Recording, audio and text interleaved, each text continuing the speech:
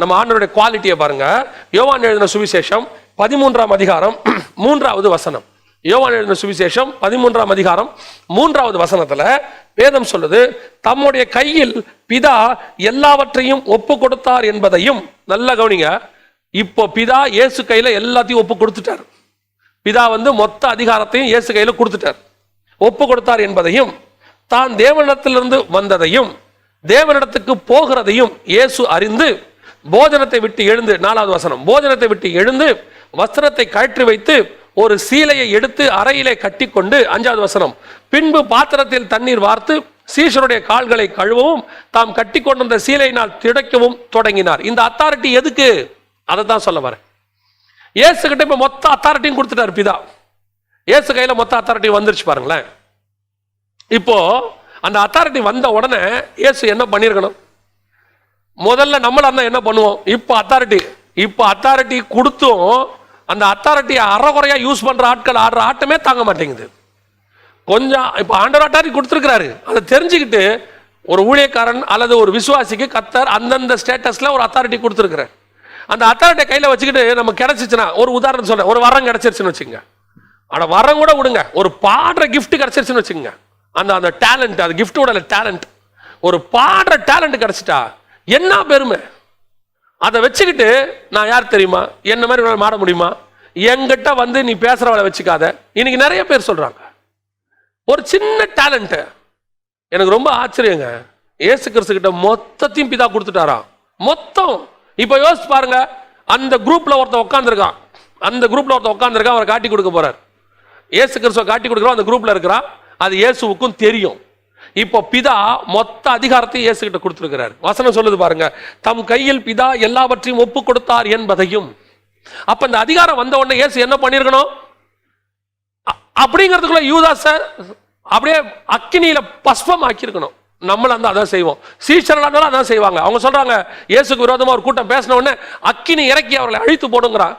நம்முடைய மனநிலை அது. அப்ப என் கையில் இருக்கிற அதிகாரம் எதுக்கு? அடுத்தவனை அழிப்பதற்கு அல்ல. அதிகாரம் வரும்போது தாழ்மை வரணும். இயேசு தன்னிடத்தில் பிதா ஒப்பு கொடுத்தார் என்பதை அறிந்த உடனே சீலையை கட்டி கொண்டு கால்களை கழுவ தொடங்கினார். ஏன்? அதிகாரம் வந்தோம், நம்ம என்ன பண்றோம்? அதிகாரம் வந்தோம் மேல உட்காந்துட்டு எங்கிட்டே பேசுறியா, நான் யார் தெரியும்ல, இன்னார், நான் யார் தெரியும்ல, இதுக்கு தலைவர், அதுக்கு செக்ரட்டரி, இந்த பிஷப்பு, அதுல நான் அப்படி இருக்கேன். நான் யாரையும் குறை சொல்லல. கர்த்தர் உங்க கையிலையும் என் கையிலையும் ஒரு போஸ்டிங்கையோ அல்லது ஒரு பதவியையோ அல்லது ஒரு அதிகாரத்தையோ அல்லது ஊழியத்தில் மேன்மையான ஒரு இடத்தையோ கொடுத்திருப்பது எதற்காக தெரியுமா? அடுத்தவர்களுக்கு ஊழியம் பண்ணுவதற்கு, அடுத்தவர்களை அதிகாரம் பண்ணுவதற்கு அல்ல. இன்னைக்கு அத்தாரிட்டின்னு பேர்ல அடுத்தவனை மிரட்டிக்கிட்டு என்ன பேசினா கர்த்தர் உன்னை கொண்டு போடுவார் சொல்றாங்க. என் மேல எனக்கு ஒரு வார்த்தை சொன்னா கர்த்தர் நொறுக்கி போடுவார். பேசினா பேசிட்டு போட்டுன்னு போயிட்டே இருக்க வேண்டியதுதான். பேசுறவர்கள் உயர்ந்ததே கிடையாதுங்க. நம்ம வேலை அது இல்லவே இல்லை. நம்ம வேலை தேவனுக்கு சேவை செய்வது, நம்ம வேலை இல்லாதவர்களுக்கு போய் சேவை செய்வது. தாழ்மை வரணும். ஏசுங்க காட்டுறாரு பாருங்க, அப்படியே முழுவதுமா கால்களை கழுவ தொடங்கினார், முழு அத்தாரிட்டியை வச்சுக்கிட்டு. அடுத்து இந்த அத்தாரிட்டியோட கெட்சமனைக்கு போறாரு. இந்த அத்தாரிட்டியோட கெட்சமனைக்கு போன உடனே அங்க அவரை பிடிக்க வராங்க. இவரே போய் வாலண்டியரா கேட்கிறாரு. ஏன்னா ரொம்ப நேரமா கெட்சமனையில் அலையிறானுங்க போல, அந்த இருட்டில் அலையிறாங்க அவங்க, இயேசுவை காணாம. அப்ப இவரே போய் கேட்கிறாரு, யாரை தேடுகிறீர்கள்?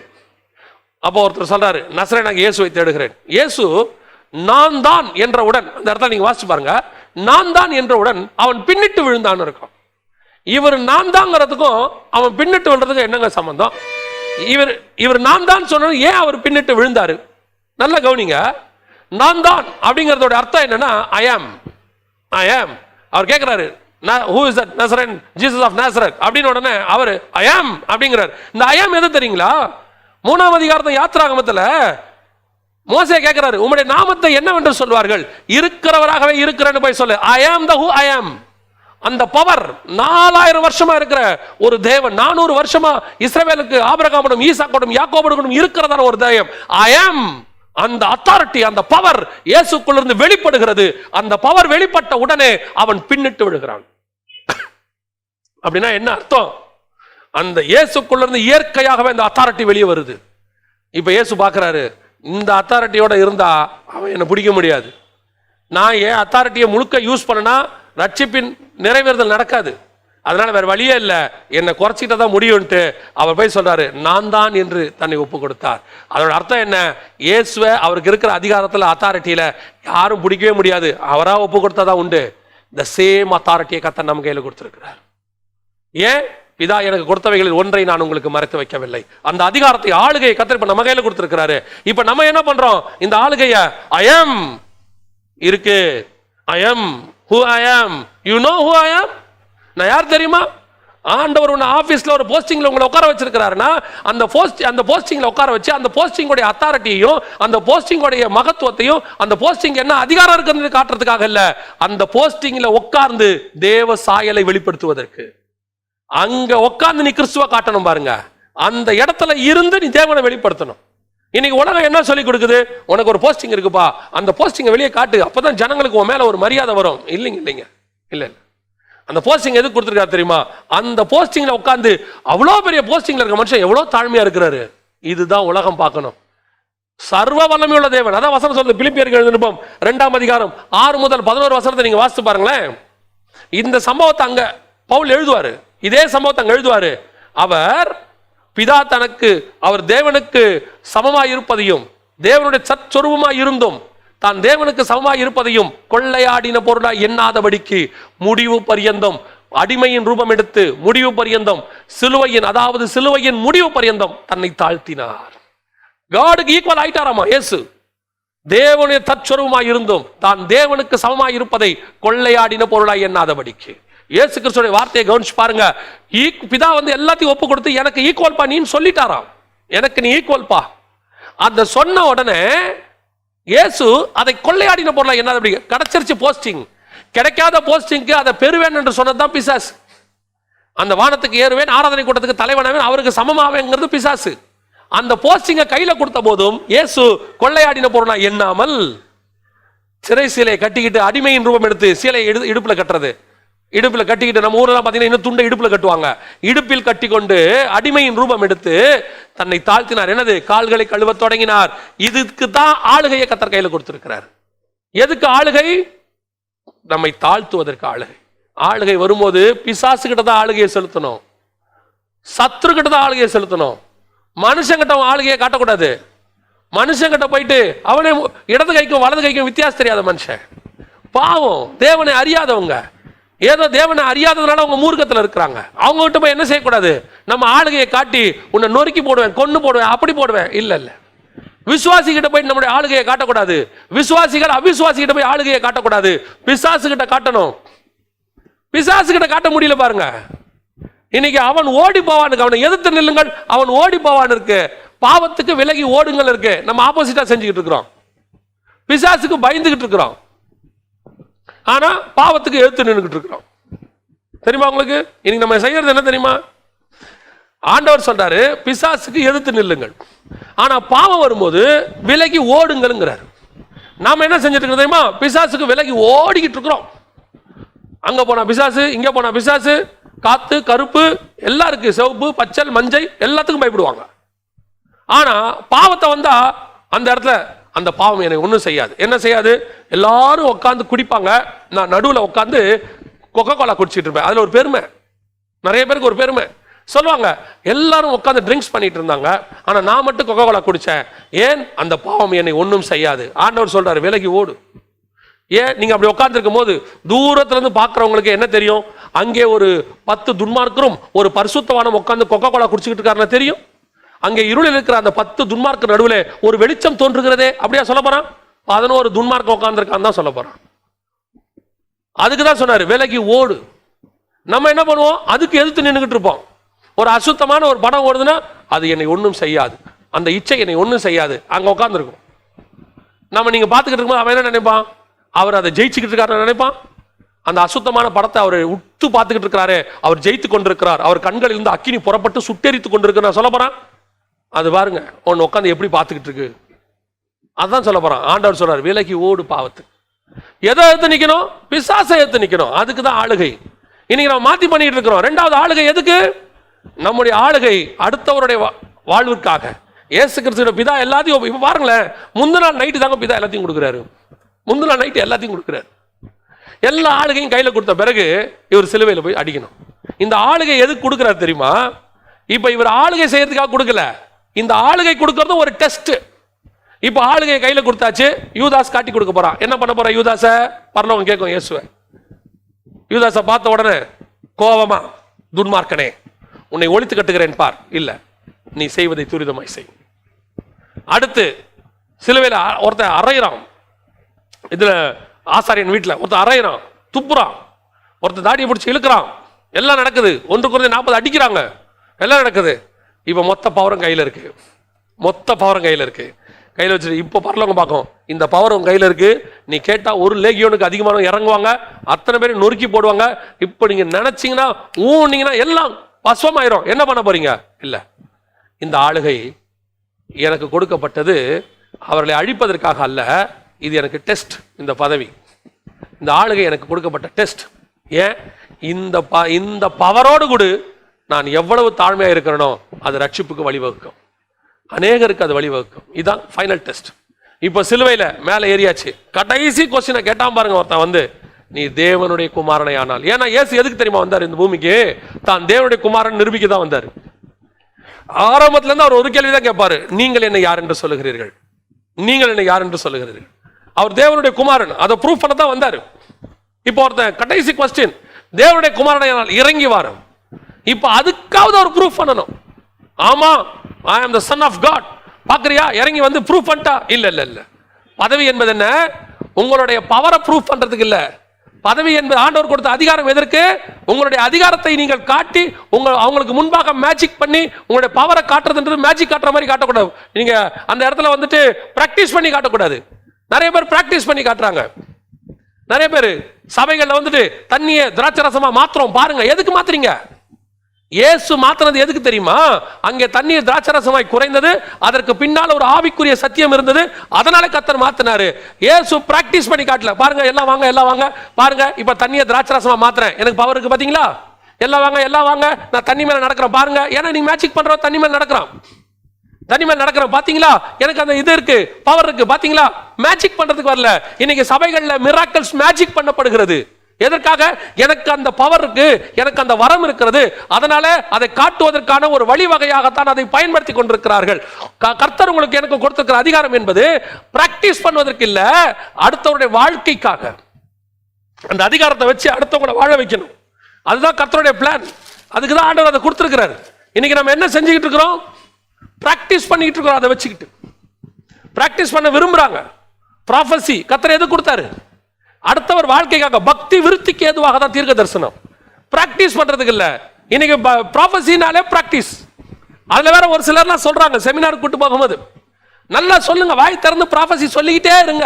ஃபர்ஸ்ட் 10 தப்பா இருக்கும், அப்புறம் 9 தப்பா இருக்கும், 2 கரெக்டா, 1 கரெக்டா இருக்கும், அப்புறம் 8 தப்பா இருக்கும், 2 கரெக்டா இருக்கும், அப்புறம் 7 தப்பா இருக்கும், 3 கரெக்டா இருக்கும், கடைசியா நீங்க சொல்றதெல்லாம் கரெக்ட் ஆயிரும். என்னது இது? இது என்னது? கிரிக்கெட்டா? 6 பால் ஆடுங்க, ஃபர்ஸ்ட் 6 பால்லையும் போல்ட் ஆயிருவீங்க, அப்புறம் 5 பால்ல போல்ட் ஆவீங்க, அப்புறம் 4 பால்ல போல்ட் ஆவீங்க. பிராக்டிஸ் ஆகுது. இதுல கேமா? இது வரம், கிஃப்ட். உன் மூலமாய் தேவன் பேசணும். இப்ப என்ன பண்ணிருப்பாரு? சாமுவேலு, ஏசாயா, இவங்க என்ன பண்ணிருப்பாங்க? எலியா, இவங்க என்ன பண்ணிருப்பாங்க? ஃபர்ஸ்ட் வனாந்தரத்துல பிராக்டிஸ் பண்ணி போய் தீர்க்க தரிசனம் வச்சிருப்பாங்க. எல்லாம் ஆளுக்கு இஷ்டத்துக்கு தீர்க்க தரிசனம் சொல்லி எல்லாம் தப்பாய் கடைசியா இப்ப நான் கரெக்டா சொல்ல ஆரம்பிச்சிட்டாரு. இப்ப நீங்க என்ன பயன்படுத்துங்க. எலியாவே வா போலாம், பிராக்டிஸ் பண்ணி முடிச்சிட்டியா? இப்ப சொல்லி கரெக்டா இருக்க, நான் ஒரு தடவை செக் பண்ணிக்கிறேன். அதுவா? இன்னைக்கு நம்மளுடைய வரங்கள் பிராக்டிஸ் பண்ணப்படுகிறது. பிராக்டிஸ் பண்ணப்படுகிறது. Don't practice gifts in the church. உங்களுக்கு கொடுக்கப்பட்ட அதிகாரத்தை பிராக்டிஸ் பண்ணாதீங்க. அது பக்தி விருத்திக்கு ஏதுவாய் கொடுக்கப்பட்டது, அடுத்தவர் நலனுக்காக. இயேசு கிறிஸ்துவுக்கு எதுக்கு அதிகாரம் கொடுத்தாங்க தெரியுமா? தாழ்மைக்காக. கால்களை கழுவவும். தாழ்மை வரணும். ஆண்டவர் எங்கிட்ட ஒன்று கொடுக்கும் போது அந்த தாழ்மை வந்துடணும். காலை கழுவுற இடத்துக்கு நீ வந்துடணும். அதுக்கு தான் ஆண்டவர் அந்த அதிகாரத்தை கொடுத்து பார்த்தார். நீங்க வந்திருக்குதா? மிக முக்கியமாக ஆளுகை இயேசுவின் கையில வந்துருச்சு. அந்த ஆளுகை நம்ம கையில வந்திருக்கு. முதலாவது ஆளுகை பிசாசை விரட்டுவதற்கு, இரண்டாவது ஆளுகை தாழ்மையோடு கூட இருப்பதற்கு, அடுத்தவர் நலனுக்காக. இப்ப கடைசியா ஆண்டவர் ஒரு ஆளுகையை இயேசு கையில கொடுக்கிறார்.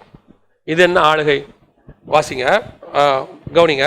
மார்க் எழுதின சுவிசேஷம் 4ஆம் அதிகாரம் 39வது வசனத்துல, மார்க் 4:31 இயேசு காற்றையும் கடலையும் அடக்குகிறார். காற்றையும் கடலையும் அடக்குறார். இந்த காற்றையும் கடலையும் அடக்கிறதுல நிறைய பேருக்கு ஒரு ஒரு சின்ன சந்தேகம் இருக்கும். இந்த இயற்கை தேவன் படைச்சது தானே, இயற்கைக்கு நல்லா இவரை தேவன்னு தெரியுமே, மனுஷனுக்கு மட்டும்தானே தெரியாது, இயற்கை எல்லாத்துக்கும் இவர் தேவன்னு தெரியுமே, எப்படி இந்த இயற்கை தேவனுக்கு எதிராக எழும்பி வந்தது, இது எப்படி வந்துச்சு அப்படின்னு சொன்னா கவனிச்சுக்கொள்ளுங்க. வேதம் தெளிவா சொல்லுது, தம்முடைய ஊழியரை அக்னி சுவாலைகளாகவும் தூதர்களை காற்றுகளாகவும் அவர் பயன்படுத்துகிறார்னு சங்கீதத்தில் இருக்கு. இந்த தூதர்கள் யாருன்னு கேட்டீங்கன்னா காற்று. இப்போ ரெண்டு வகையான தூதர்கள் இருக்கிறாங்க. ஒன்று தேவனுக்கு கீழ்ப்படுகிற தூதர்கள், இன்னொன்று தேவனுக்கு எதிரான தூதர்கள். இப்போ இயேசு கிறிஸ்து அந்த கடல் மேல நடந்து வர்றார். நடந்து வரும்போது காற்று வீசுது. அந்த காற்று வீசின உடனே அவர் கடலையும் காற்றையும் பார்த்து இறையாதே அமைதலாயிரு என்றார். அதட்டினார். வசனம் சொல்லும், அதட்டினார். இமிடியேட்டா பாருங்க அவைகள் அடங்கியது. அப்ப இது யாரு? இந்த காத்து யாருன்னா நமக்கு எதிராக செயல்படக்கூடிய பிசாசினுடைய ஆவிகள். அது என்ன செய்யும்? இயற்கையை எழுப்பி விடும். அந்த இயற்கையை நமக்கு அகைன்ஸ்டா எழுப்பி அது கையில் இருக்கிற தன்னுடைய பவரை, இந்த இயற்கை பவர், இப்ப முதல்ல ஆண்டவர் நம்ம கையில பிசாசு மேல அத்தாரிட்டி கொடுத்திருக்கிறார். இப்ப பிசாசு, அதனாலதான் பிசாசோடைய நீங்க பாத்தீங்கன்னு சொன்னா 12ஆம் அதிகாரம் வெளிப்படுத்தின விசேஷத்துல அதன் வால் 1/3 நட்சத்திரத்தை இழுத்துது. ஏன்னு கேட்டா தலையை ஆண்டவர் நசுக்கிட்டார். இப்ப நம்ம கையில இருக்கிறது நசுக்கப்பட்ட, நமக்கு இப்ப இருக்கிறது தலை நசுக்கப்பட்ட பிசாசு. சோ வால் தான் இருக்கு, வால் துடிச்சுக்கிட்டு இருக்குது. இந்த துடிக்கிற வாழை பார்த்தே பயப்படுறவங்க நிறைய பேர் இருக்கிறாங்க. ஏற்கனவே ஆண்டவர் தலையை நசுக்கிட்டார், இப்ப அதோட வால் மட்டும்தான் ஆடிக்கிட்டு இருக்கு. இப்ப அந்த வாழை வச்சுட்டு அது என்ன பண்ணுது? தம்முடைய தூதர்களை ஏவி நமக்கு எதிராக இயற்கையை திருப்போம். காற்று, இந்த எபேசியர் புஸ்தகம் 2ஆம் அதிகாரத்தில் நம்ம ஏற்கனவே ஃபைனல் கால்ல ஒன்றில் பார்த்துருக்கிறோம். 2ஆம் அதிகாரத்தில் இந்த வானம் ஆகாயத்து பிரபு ஆகிய அப்படின்னு இருக்கும். ஆகாயத்து பிரபு அப்படின்னா என்ன அர்த்தம்னா விண்ட், அதாவது பிரின்ஸ் ஆஃப் விண்ட் அப்படின்னு இருக்கும் சில டிரான்ஸ்லேஷன்ல.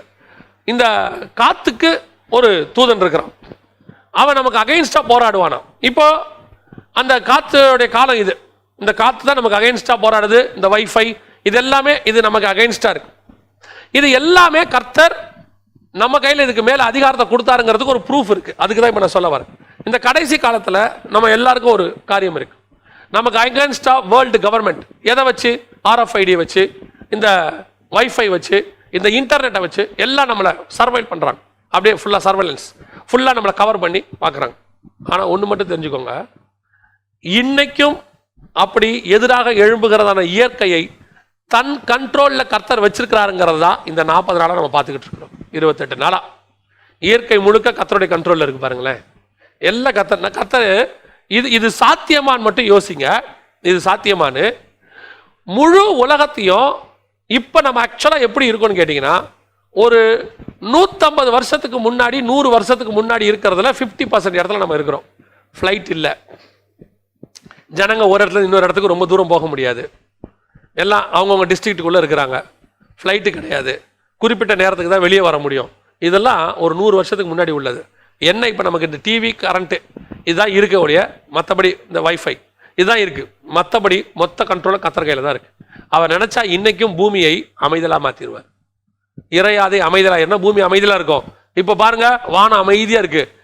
அப்படியே ஒரு ஃப்ளைட்டு பறக்கல, எல்லா வானமும் அமைதியாக இருக்கு. இப்போ பாருங்க, சமுத்திரம் அப்படியே இருக்கு, ஒரு கடல் கப்பல் போல. இப்போ பாருங்க, ஆறு, நதி எல்லாம் அமைதியா இருக்கு. இறையாதே அமைதியில கர்த்தர் இன்னைக்கு இயற்கை கண்ட்ரோல்ல வச்சிருக்கிறார். இந்த அதிகாரத்தை தான் நம்ம கையில கொடுத்திருக்கிறார். அவர் சொல்றாரு, நீ விசுவாசத்தோடு மலையை பார்த்து பெயர்ந்து கடல்ல போன போகுமா. இன்னைக்கு அந்த அதிகாரத்தையும் கர்த்தர் நம்ம கையில கொடுத்திருக்கிறார். நமக்கு எதிராக செயல்படக்கூடிய பிசாசினுடைய கிரியைகள் இயற்கையை பயன்படுத்தும். இந்த இயற்கை மேலையும் கர்த்தர் நமக்கு அதிகாரத்தை கொடுத்து வச்சிருக்கிறார். அதனாலதான் எலியா வானத்தை அடைச்சாராம், வெண்கலத்தை போல வானத்தை மாத்தினாராம். முடியுது, மழையை வராம பண்ணவும் மழையை பெய்விக்க பண்ணவும் அவங்ககிட்ட அதிகாரம் இருக்கு. கடலை பிளக்கவும் திருப்பி கடலை சேர்க்கவும் அதிகாரம் இருக்கு. யோர்தானை பிளக்கவும் யோர்தானை சேர்க்கவும் அதிகாரம் இருக்கு. எதுக்கு சொல்றேன்? கர்த்தர் ஆளுகையை செய்து கொண்டிருக்கார். பூமி முழுக்க கர்த்தருடைய கண்ட்ரோல்ல தான் இன்னைக்கும் இருக்கு. அந்த ஆளுகை நம்ம கையிலையும் இருக்கு. இந்த ஆளுகையை நாம் 2 விதத்துல யூஸ் பண்ணணும். ஒன்று, பிசாசுக்கு எதிராக அந்த அத்தாரிட்டியை யூஸ் பண்ணணும். இன்னொன்னு, மனுஷனுக்கு எதிராக தாழ்மைப்படணும். இது எப்படிப்பட்ட ஒரு விஷயம் பாருங்க. பிசாசுக்கு எதிரிகிட்ட தான் அதை யூஸ் பண்ணணும், மனுஷங்கிட்ட அந்த அத்தாரிட்டியை யூஸ் பண்ணக்கூடாது. இப்போ நம்ம ஆப்போசிட்டா செஞ்சுக்கிட்டு இருக்கிறோம். இப்போ ஆண்டவர் நினைச்சாருன்னா யோசிச்சு பாருங்க, தன்னுடைய அத்தாரிட்டியை மனுஷங்கிட்ட காட்ட ஆரம்பிச்சா மனுஷன் நம்ம இருக்க முடியுமா? அந்த பூமியில இருக்கவே முடியாது. இப்போ அந்த ஆளுகையை இயேசு நம்ம கையில் கொடுத்துருக்காரு. எதுக்காக? இன்னைக்கு நிறைய பேர் தனக்கு கொடுக்கப்பட்ட ஆளுகையை மிஸ்யூஸ் பண்ணிக்கிட்டு இருக்கிறாங்க. இப்போ அந்த ஆளுகை முழுவதுமாக என் கையில் கொடுக்கப்பட்டிருக்கு. நான் என்ன செய்ய போகிறேன்? இயேசு அந்த ஆளுகை வந்தபோது முடிவு பரியந்தம் தன்னை தாழ்த்தினார். சிலை எடுத்துக்கொண்டு அதை சீஷருடைய கால்களை கழுவத் தொடங்கினார். எனக்கு எதிராக பேசும்போது, எனக்கு எதிராக துப்பும் போது, எனக்கு எதிராக குட்டும் போது, என்னை சிலுவையில் அறையும் போது, என்னை நிர்வாணப்படுத்தின போது அவர் அமைதியாக இருந்தார். இத்தனைக்கும் உலகத்தினுடைய சகல ஆளுகையும் அவர் கையில் இருக்கு. இன்னைக்கு நமக்கு வீட்டில் ஒரு கணவனுங்கிற அத்தாரிட்டி வந்துருச்சுன்னா அந்த அத்தாரிட்டி எதுக்கு? அந்த குடும்ப நலனுக்காக. அதான் எப்பவும் சொல்லுவேன், வேதம் சொல்லுது மனைவியினுடைய சரீரத்திற்கு அவன் அதிகாரின்னு இருக்கு. அதிகாரம் வேற, சர்வ அதிகாரம் வேற. இப்ப கர்த்தர் அதிகாரத்தை கொடுத்திருக்கிறார் கணவனுக்கு. ஃபேமிலியில எந்த அதிகாரத்தை கொடுத்திருக்கிறார் தெரியுமா? மனைவியை நடத்துவதற்கான அதிகாரம். இப்ப நம்ம ஒரு முதலமைச்சருக்கோ எல்லாருக்கும் எலெக்ஷன்ல அதிகாரத்தை கொடுத்திருக்கிறோம். எதுக்காக? நம்மை பாதுகாப்பதற்காக தான் அந்த அதிகாரம், நம் நலனுக்காக அந்த அதிகாரம், நம்மளுடைய சேஃப்டிக்காக அந்த அதிகாரம். இப்ப அந்த அதிகாரத்தை அவங்க இஷ்டப்படி நம்ம நலனுக்கு எதிராக பயன்படுத்தினா அதுக்கு பேர் தான் சர்வாதிகாரம். அப்ப ஆண்டவர் கணவனுக்கு அதிகாரம் கொடுத்திருக்கிறார் மனைவியின் சரீரத்தின் மேல, குடும்பத்தில். எதுக்காக? அந்த குடும்பத்தை நடத்துவதற்கு, மனைவியை காப்பாற்றுவதற்கு, பிள்ளைகளை காப்பாற்றுவதற்கு தான் அந்த அதிகாரம். அப்ப கணவன், நான் யார் தெரியுமா? இந்த குடும்ப தலைவன் சொல்லி தான் இஷ்டப்படி குடும்பத்தை சின்னாபின்னப்படுத்தி மனைவியை அடித்து தன் இஷ்டப்படி அவன் நாசப்படுத்துவானால் அது சர்வாதிகாரம், அதிகார துஷ்பிரயோகம். இதைத்தான், இந்த டிஃபரன்ஸை தான் நான் சொல்ல வரேன். எனக்கு ஆண்டவர் கொடுத்திருக்கிறது அடுத்தவங்க நன்மைக்காய் செய்வதற்கான அதிகாரம். அந்த ஆளுகை எதற்கு? அவர்களை நன்மையாய் நடத்துவதற்கு. இப்ப இயேசுகிட்ட அந்த மொத்த ஆளுகையும் வந்துச்சு. அந்த ஆளுகை எதற்கு? பிதாவே இவர்களை மன்னியும். நம்ம கிட்ட அதிகாரம் வந்த உடனே ஆடக்கூடாது, அதிகாரம் வந்த உடனே பெருமை வரக்கூடாது, அதிகாரம் வந்த உடனே கோபம் வரக்கூடாது. ஏன்னா அதிகாரம் வந்தா தானே கோபம் வரும், ஒரு ஒரு அகம்பாவம் வரும், தலை கனம் வரும். எங்கிட்ட எவ்வளோ அத்தாரிட்டி இருக்கு, என்ன பார்த்தா நான் இந்த கமிட்டிக்கே தலைவர், நான் இந்த இடத்துக்கு ஏரியா தலைவர், என்ன பார்த்து நான் பிஷப்பு, என்ன பார்த்து நான் பாஸ்டர், என்ன பார்த்து நான் எவ்வளோ பெரிய எவாஞ்சலிஸ்ட், என்ன பார்த்து இன்னைக்கு எல்லாருக்கும் இருக்கு. கொஞ்சம் ஒரு 5000 பேர் கூட்டத்துக்கு வந்துட்டாங்கன்னா உடனே தலைக்கு மேல கனம், பெருமை. அப்படியே ஒரு ஆபீஸ்ல ஒரு பெரிய போஸ்டிங் கிடைச்சா உடனே கீழே இருக்கிறவனெல்லாம் அப்படியே எறும்பு மாதிரி பார்க்கறது. கவனிச்சுக்கொள்ளுங்க, கர்த்தர் கொடுத்திருக்கிற அத்தாரிட்டி எதற்கு தெரியுமா? பிதா தன்னிடத்தில் எல்லாவற்றையும் ஒப்பு கொடுத்தார் என்பதை அறிந்து அவர் கால்களை கழுவ தொடங்கினார். அந்த அத்தாரிட்டி அடுத்தவர் நலனுக்காக. அத்தாரிட்டி வரும்போது தாழ்மை வரணும். அதுதான் கர்த்தர் கொடுத்திருக்கிறார். நம்முடைய அத்தாரிட்டியை, அதிகாரத்தை, ஆளுகையை பிசாசு மேலையும் இயற்கை மேலையும் தான் செலுத்தணும். மனுஷன் மேல அன்பு செலுத்தணும். இதுக்கு தான் கர்த்தர் அத்தாரிட்டியை கொடுத்திருக்கிறார். நாம ஜெபம் பண்ண போகிறோம்.